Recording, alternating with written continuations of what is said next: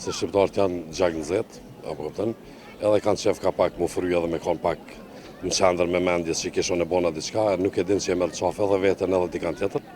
Sa mendoni që do të vajkojnë dënimi për këta që mbojnë armë pa leje?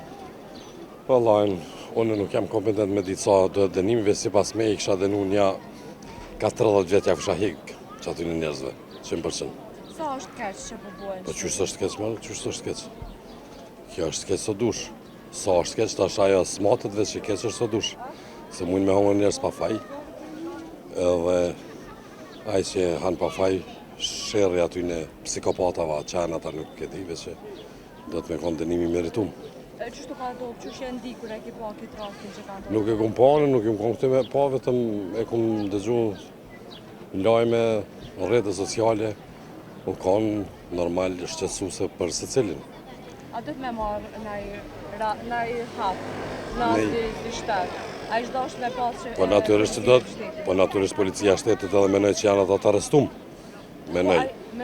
A menoj që do të me pas policinë e qytetit, është konë ma herët, është diskutu që... Për folë, po, e kum një, po.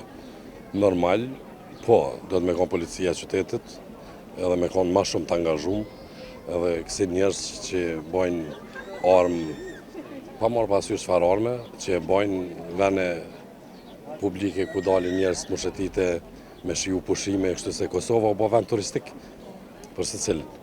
Edhe mendoj që ata njerëz do të mu arrestu me marrë dënimin e meritum, edhe mos me pas tolerancë për kësaj rastës. Cili është kanë mesazhe për këta që mbojnë armë pa leje? Mesazhi jam që bojnë armë pa leje. Ata që i bojnë armë pa leje, le të lojnë të shtëpia, mos t'i marrin me vete, se shqiptarët janë gjaknëzet, apo kupton, edhe kanë qef ka pak më fry edhe me kanë pak në qendër me mendjes që kishon e bona diçka, nuk e din që e merr qafë edhe veten edhe dikant tjetër. E për çfarë arsye, mesazhi jam është që secili me pas kujdes edhe ku po del, edhe çka po bën, se me të vërtet është diçka shqetësuese për secilin.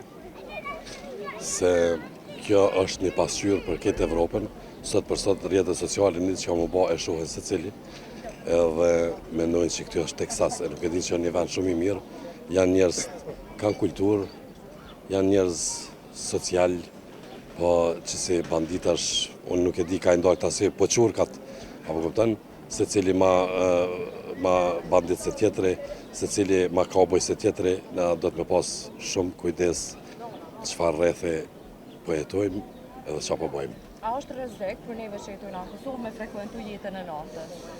Po, që dy rastet që jam të një, është rrezik. Mu po m'doket që është rrezik.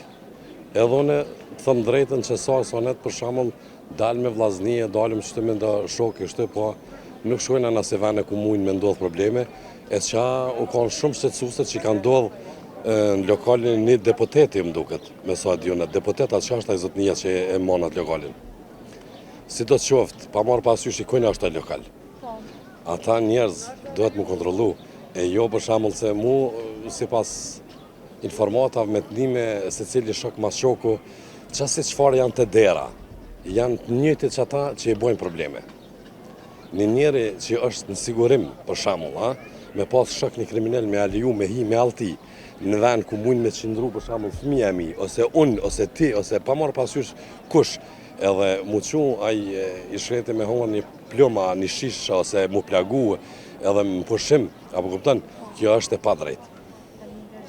Me ndërqofsh, inshallah më lidhen men, krejt edhe na, edhe secili, edhe nuk jena kësi rastës të ardhmen.